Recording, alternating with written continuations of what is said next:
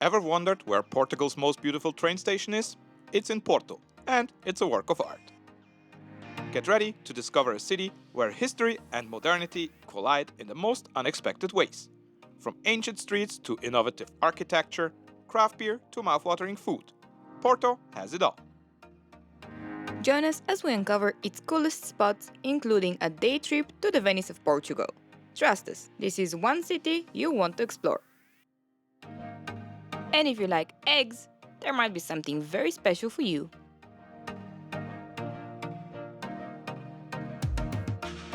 Hello there, original travelers! Welcome to another video of ours, and in this one we will show you the best things to do in Porto in Portugal. Don't forget to stay until the end to see a great day trip destination. Cheers everyone!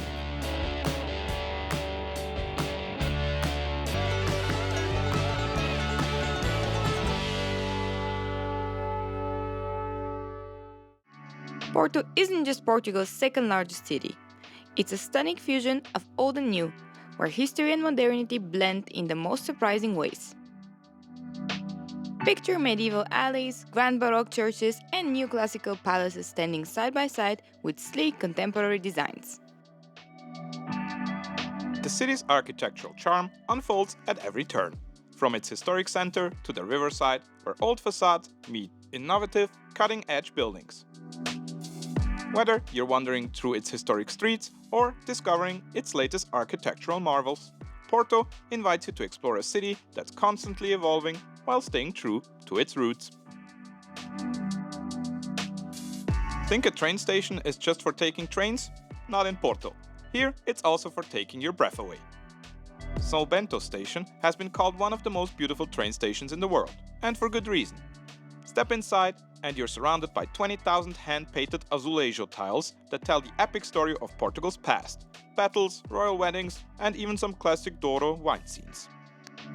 Fun fact, when the station first opened in 1916, the architect realized, on the grand opening day, that he forgot to design a waiting room and a ticket office. Oops!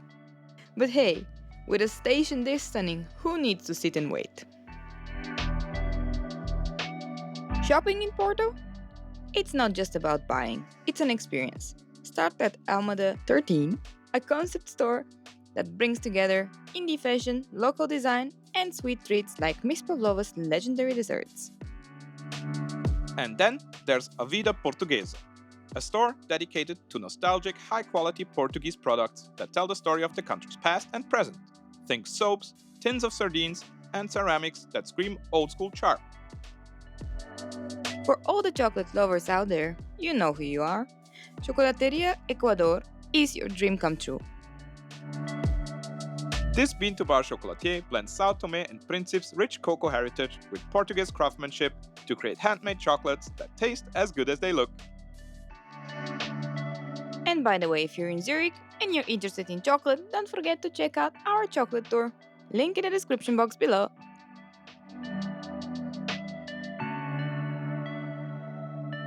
And of course, we'll cover Porto's best beer shops, but that's for the food and drinks video, so don't forget to subscribe.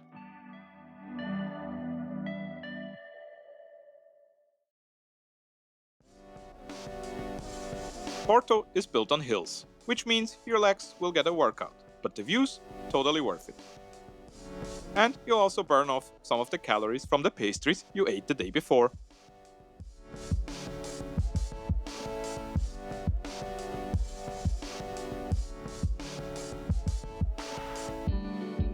There are many so-called Miradouros, which just means viewpoint.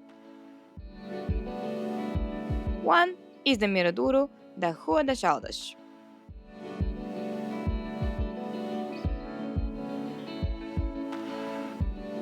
Just below the cathedral, this place gives you a front row seat to Porto's historic Ribeira district, the winding Douro, and those picture-perfect boats bobbing in the water. Sunset here, unreal.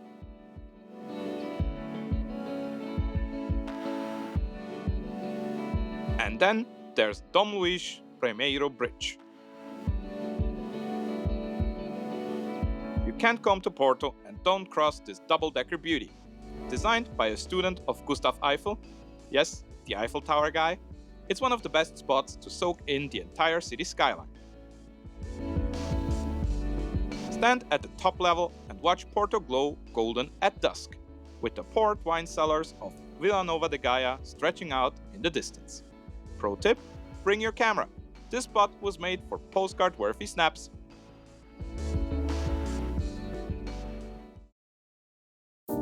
Porto's markets are where tradition and innovation come together, sometimes with Michelin star quality. Case in point, the new Time Out Market. It's inside the train station and serves up dishes from some of Portugal's top chefs. This is the spot for a pre-train meal with serious star power. For a more classic experience, Mercado do Bolhão is a pure Porto magic. This historic fresh produce market is a feast for the senses, filled with colorful fruit stalls, fishmongers shouting their daily catch, and local vendors selling everything from cheese to handmade crafts. It's been a central part of Porto's food scene for over a century and has recently been restored to its former glory.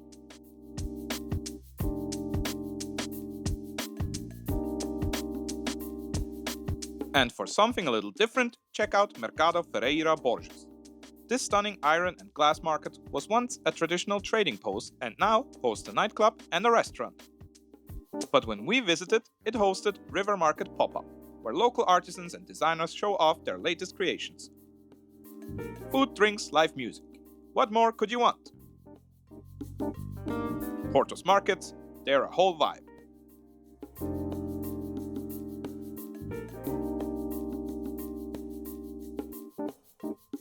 Ready for a deep dive into Fado, Portugal's UNESCO-listed musical treasure?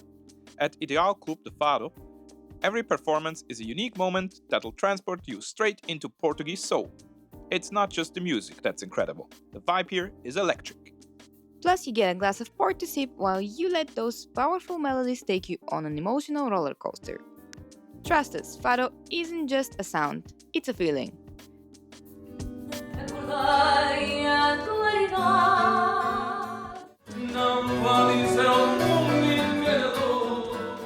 Want to experience it? Book your spot and get ready to feel all the feels. Simplesmente Vinho wasn't just your typical wine festival. It had that off-the-beaten-path vibe where the wine is the star, but it's the people and their traditions that really shine. Hosted at the Alfândega building, it celebrated honest, terroir-driven wines with 111 vignerons from Portugal and Spain plus 14 from Jerez.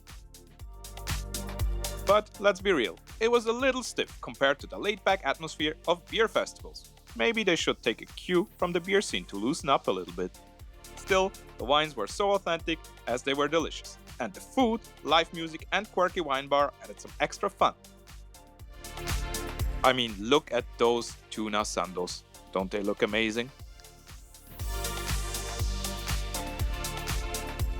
Big shout out to Genuria Wines, who ended the festival on a high note by handing us a bottle of their amazing white wine as they closed up. We took it straight to the waterfront behind the building, soaking in the views and sipping that fantastic wine. Can't beat good wine, great vibes, and an unforgettable afternoon.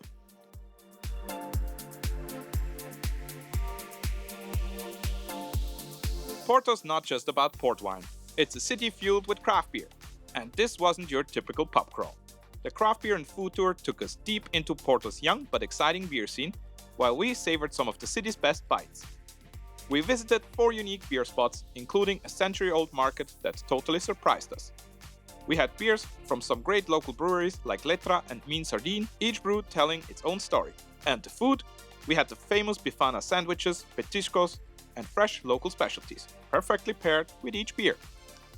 Our guide Paulo wasn't just a beer expert, he was a storyteller, making the entire experience unforgettable. He always had a funny story to tell and kept the group laughing. And the best part, he chose some seriously good brews. One of the best beer tours we've joined, besides our own zero beer tour, of course. Join us via the link in the description.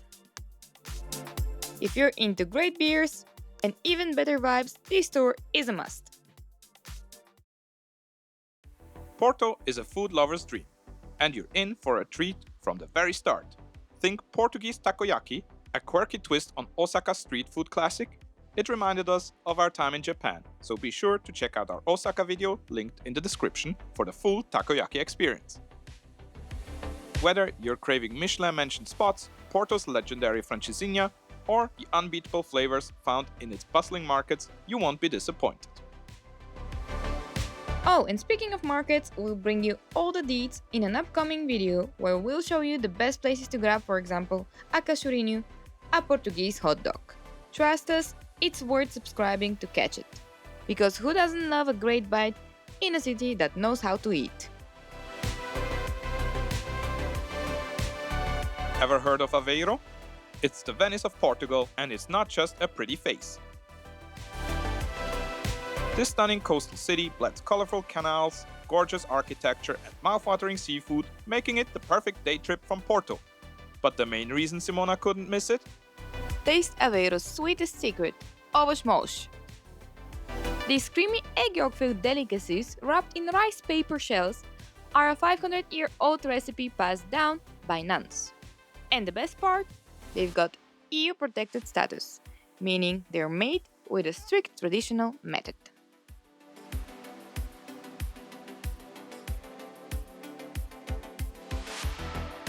We'll tell you where to find some of the best ovos and many other secrets in a separate video.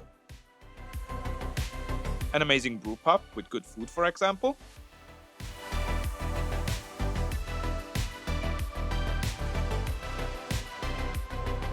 Whether you're after the historic charm of the canals or Aveiro's famous sweets, we've got you covered. Stay tuned for everything you need to know before your visit to Aveiro, because it's one place you don't want to miss.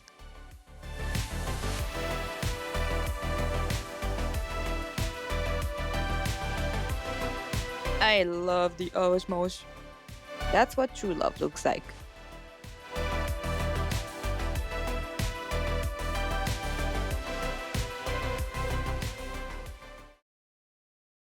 Thank you so much for watching. We hope you enjoyed this video from Porto in Portugal. And now guys, if you want to stay up to date with our travels, food and drink recommendations, you can sign up for our new newsletter, Taste and Travel. Link is in the description. Cheers everyone! Our bonus tip for Porto is enjoy the street art. Porto might not be known for street art, but it has some hidden gems. The city embraces urban art with local artists creating incredible works. So if you're wandering Porto streets, keep an eye out for these amazing pieces